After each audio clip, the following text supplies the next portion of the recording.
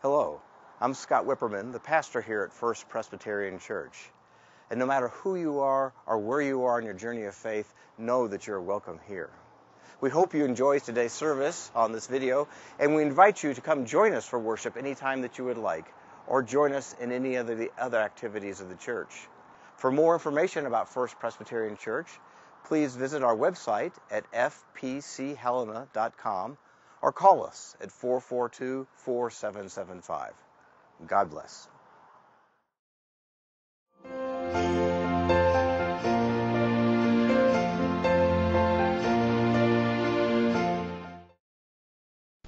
Our gospel reading today comes from the 5th chapter of Matthew.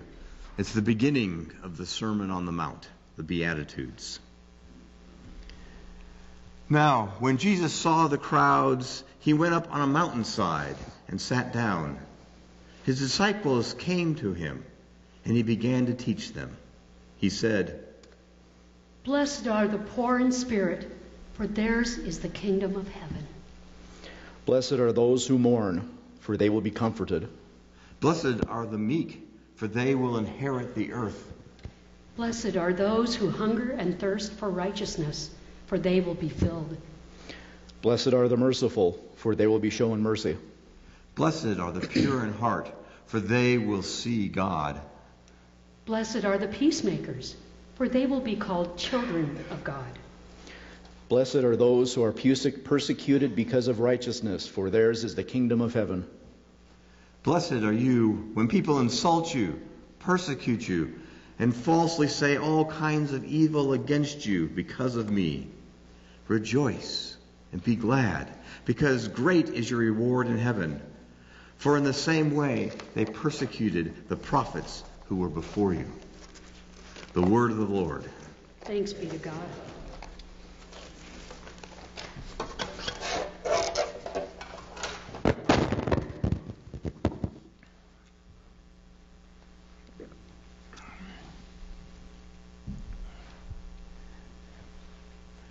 I suspect you may know somebody who you would say was on the foolish end of the spectrum.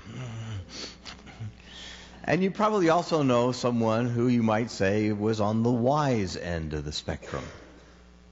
And my suspicion is that these two people that you know don't walk in the same circle. But sometimes foolishness and wisdom are neighbors. Sometimes they're very close neighbors. In our Matthew reading, Jesus sees a crowd and goes up on a mountainside, and his disciples follow him. Now, this probably includes some people from the crowd, that they followed him up on the mountainside. So here is Jesus on the mountainside with his disciples and other followers, and he sees this as a teaching moment. And he begins the Sermon on the Mount. He begins with the Beatitudes. And there's a lot of blesseds here. And blessed certainly connotes joy, but it is more than just happiness. There's more spirituality to it than just that. But there is joy in being blessed. And he starts out, "Blessed are the poor in spirit." Now in Luke, in the Sermon on the Plain, Luke just says, "Blessed are the poor." And they, without wealth, are blessed as well. But here, in this teaching, Jesus says, "Blessed are the poor in spirit." And poor in spirit doesn't mean that they are without spirit, that they are lacking in faith. Poor in spirit here means that you come before God knowing that you're bringing nothing. That all you have is from God. That you come before God humbly. That you come before God in recognition of your dependence upon God. And then Jesus goes through more blesseds. Blessed are those who mourn. Blessed are the meek. Blessed are those who hunger and thirst for righteousness. Blessed are the merciful. Blessed are the pure in heart. Blessed are the peacemakers. Blessed are those who are persecuted for righteousness. Blessed are you when people insult you, persecute you, and falsely say all kinds of evil against you because of me. Now often, when we're out there doing just acts, when we're doing works of Christ, others get upset. It seems kind of strange, doesn't it? And frequently, this is because the work we're doing is shining a not so pleasant light on the work they're doing. And so out of defense, they put us down. They try to diminish what it is that we are doing. This is quite a list. Now, theologians have a lot to say about the Sermon on the Mount and the Beatitudes. And it differs from theologian to theologian. Carl Stang said that basically we can't do these things. That the Sermon on the Mount only convicts us of our sinfulness. Only a perfect person could do this. A person like Jesus Christ. So Christ is really talking to himself in the Sermon on the Mount. And we don't really have to pay a whole lot of attention to it. Edward Thurston said, "It's not that we ourselves change our lives, undertaking perhaps to fulfill the law. The law is not fulfilled through us, but for us by Jesus." I.e., we don't have to follow the Sermon on the Mount. Christ has done it for us.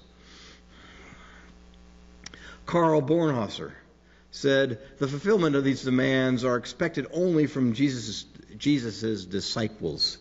And here he is using the term disciple synonymous with apostle, with the 12. And Hans Windisch says that he insists that Jesus intended us to live his commands, but we don't. And therefore we can't comprehend them. We can't understand what Jesus meant by his words on the Sermon on the Mount.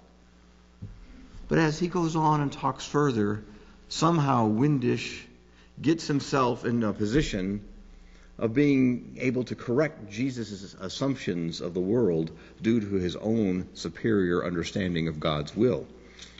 He then interprets the commands for us from his insights. Then there's Johannes Müller. The way to a lively understanding of the Sermon on the Mount involves three fundamental transpositions. First, one must translate it into, or must Germanize the Sermon on the Mount to get rid of its Jewishness.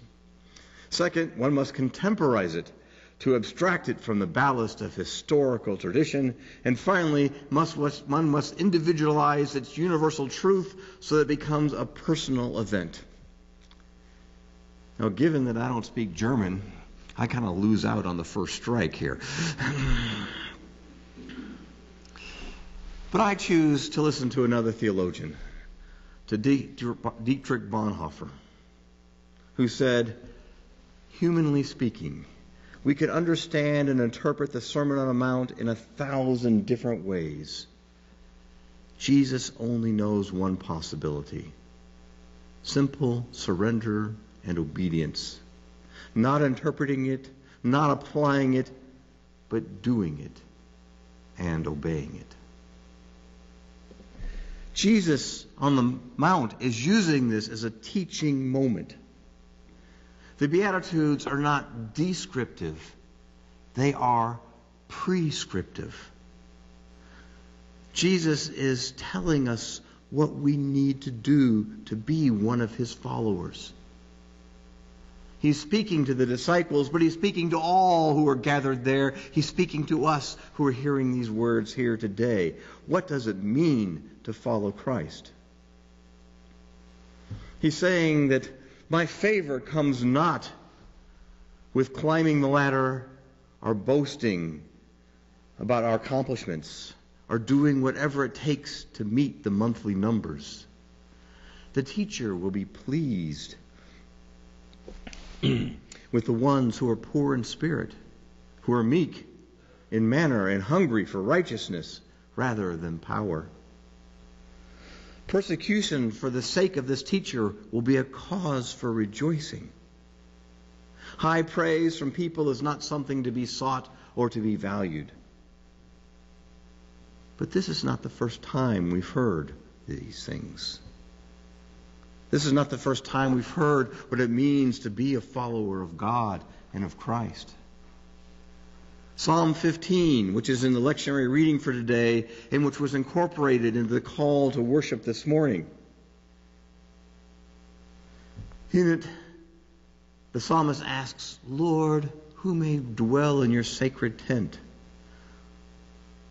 Who may live on your holy mountain? And then he gives the answer.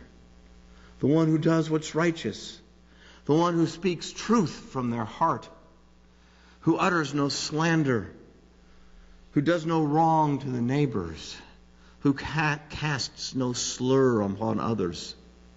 Who despises a vile person, yet who honors one who fears the Lord. The one who keeps an oath even when it is painful to do so and doesn't change his mind. Who lends money to the poor without interest. Who does not accept a bribe against the innocent. And then in Micah we read about the person asking, how do I come before the Lord, as I talked with the children? And the Lord replies that I have shown you, O mortals, but I'll tell you again. Do justice, love mercy, and walk humbly with me. That last verse of Micah, the one we know so well, the Lord's requirements. They are the summary of what the covenant has spelled out over and over again already. There's no surprises here. And there's no surprises in Psalm 15. There's no surprises in the Beatitude.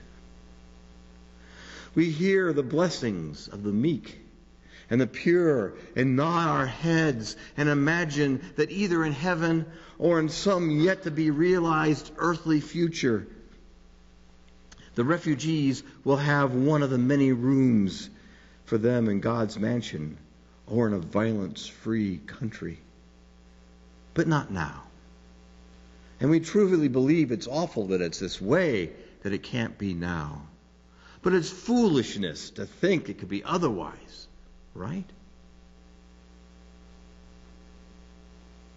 Purity of heart, peacemaking, mercy, doing justice, loving kindness, walking humbly with God.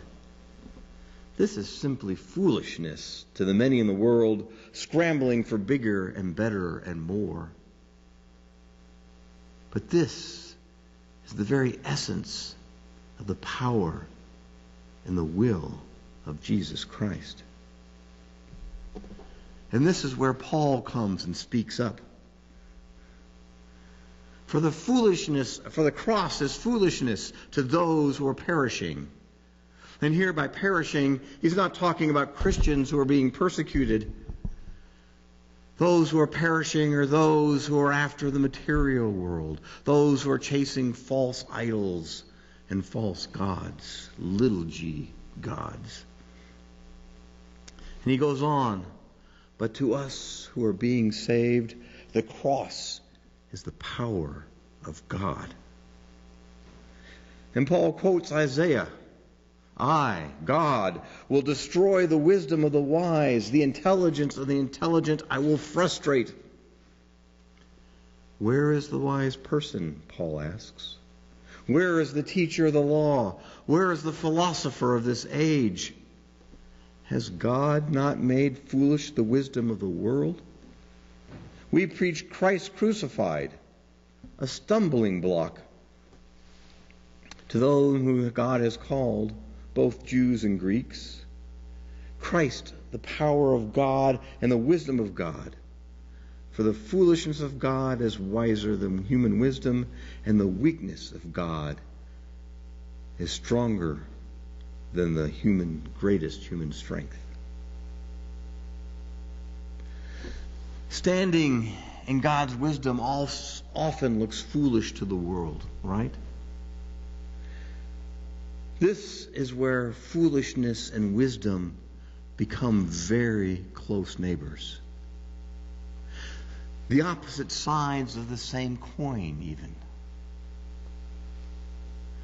God chooses the foolish things of the world to shame the wise. God chooses the weak things of the world to shame the strong. God chooses the lowly things of the world and the despised things and the things that are not to nullify those things that are. Why does God do this? So that no one may boast before God. So we can't go there and say, I did it my way. Look at what I've done with all my powers and my strengths and my skills and my talents and my resources.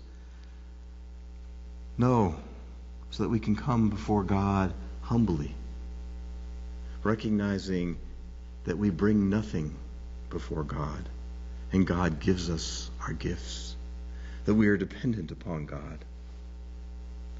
Close neighbors, two sides of the same coin. One side that looks foolish to the world, the other side that looks wise to God, and who is actually wise. Of course, in this community, there are some other coins. Those who look wise to the world on one side and foolish to God on the other side. Jesus, in a teaching moment, hands out the job description to be a follower of Christ. Do what is righteous. Speak the truth. Harm no neighbor. Keep your promises. Lend to the poor without interest. Do justice. Love kindness. Walk humbly with God. Be poor of spirit, pure of heart, meek, merciful, make peace, mourn, hunger for righteousness, be persecuted and insulted, all the while keeping a smile on your face. Not a smug smile, a loving smile. And are you willing to be fool enough to accept this job description, to take this position of following Christ? I suspect that given that you're sitting here this morning, there's a very good chance that you are willing to do that. But be prepared. The pay is lousy. People are going to call you a fool behind your back and to your face. You'll be passed over. You'll be persecuted for doing what is just, particularly by those who are unjust. And you won't be on the top rung of any social ladder. And not only that, but you will be in the kingdom of heaven. Comforted. You will inherit the earth. You will be filled. You will be shown mercy. You will see God and be called a child of God. You will be called wise by our Lord. Additionally, great will your reward be in heaven. And if you think heaven is just a post-death reality, think again. But that's another sermon.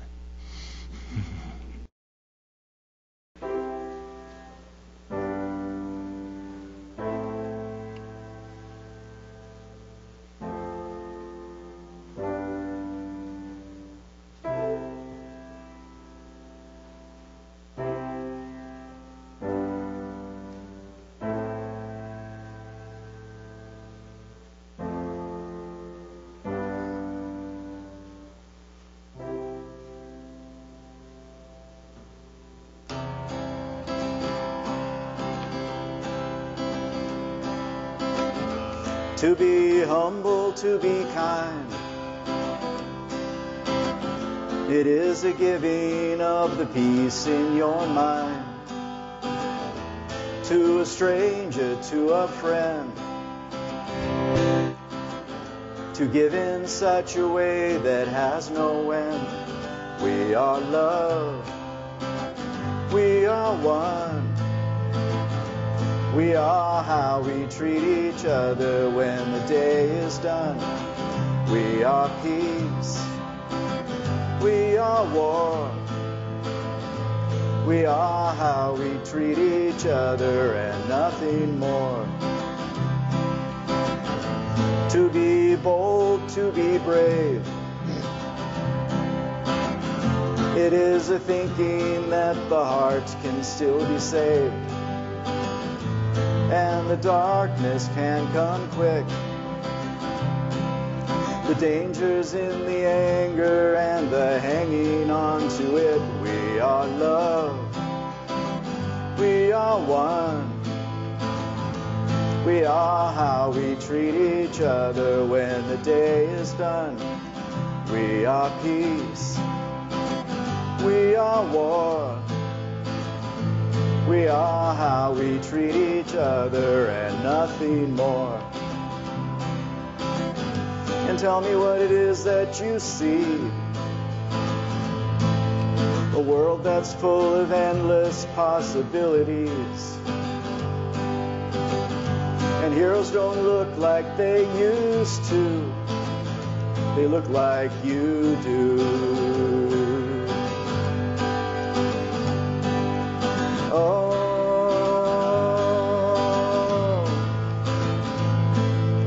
oh,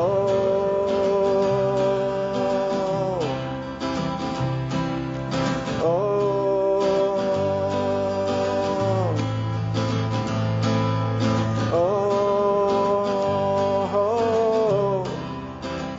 we are love, we are one. We are how we treat each other when the day is done. We are peace, we are war. We are how we treat each other and nothing more. We are how we treat each other and nothing more.